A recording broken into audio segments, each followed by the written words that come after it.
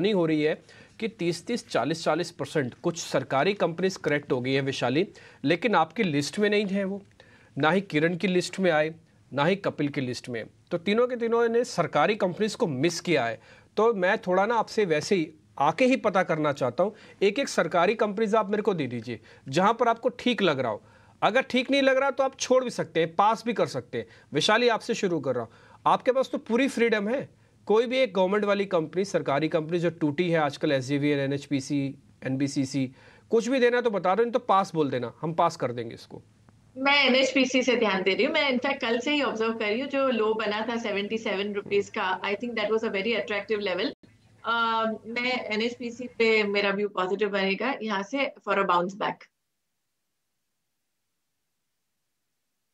सीधे तौर पे एनएचपीसी एक शेयर है जो वैशाली को पसंद है। किरण, आपकी तरफ से भी एक शेयर बताइए जो सरकारी कंपनी में आपको लगता है कि हाँ, इतनी गिरावट के बाद वहाँ मौका देखना चाहिए, या आपकी नज़र होगी कि थोड़ा और 1-8% गिर जाए तो मैं वहाँ खरीदारी कर सकता हूँ?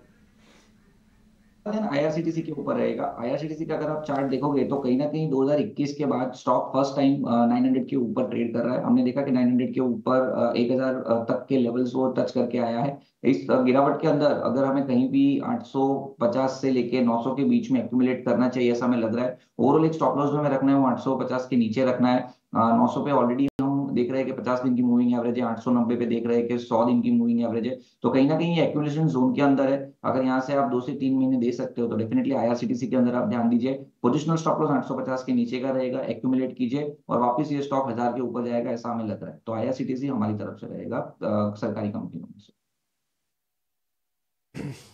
किरण, मैंने आपके लेवल्स को भी नोट किया। मैं प्रोड्यूसर साहब से बोलूँगा अभी कि आप इसमें 1050 का एक टारगेट डाल दो और इसमें आप 840 का एक स्टॉप लॉस डालो। आईआरसीटीसी के अंदर 840 का स्टॉप लॉस डालो, 1050 का इसका टारगेट डाल दो, ताकि क्लियर हो, हमको ये बात पता होनी चाहिए कि हमको कौन सा शेयर किस लेवल पे लेना, उसका स्टॉप और टारगेट क्या होना चाहिए। वैशाली, आपने एनएचपीसी बताया, एक बार मेरे को स्टॉप लॉस टारगेट दे दोगे?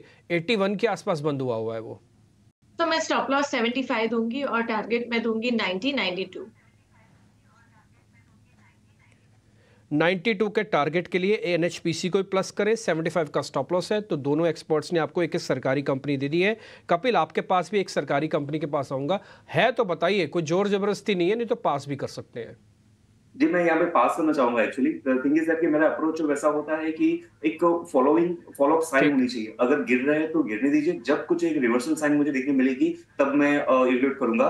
हालांकि ओएनजीसी पे मेरी प्रायोरिटी रहेगी। ओएनजीसी में अगर मुझे कुछ बुलिश रिएक्शन देखने मिलते हैं तो मेरा वहां पे रहेगा, लेकिन अभी लेवल्स नहीं है क्योंकि अभी एक फॉलिंग ट्रेंड में चल रहे हैं। ठीक है, डन, आपने पास कर दिया। एनएचपीसी, आईआरसीटीसी, 2 शेयर मिलके मैं एक्सपेक्ट भी कर रहा था कि यही कंपनी आपको मिलेंगे और दोनों एक्सपर्ट्स ने आपको ट्रेड दे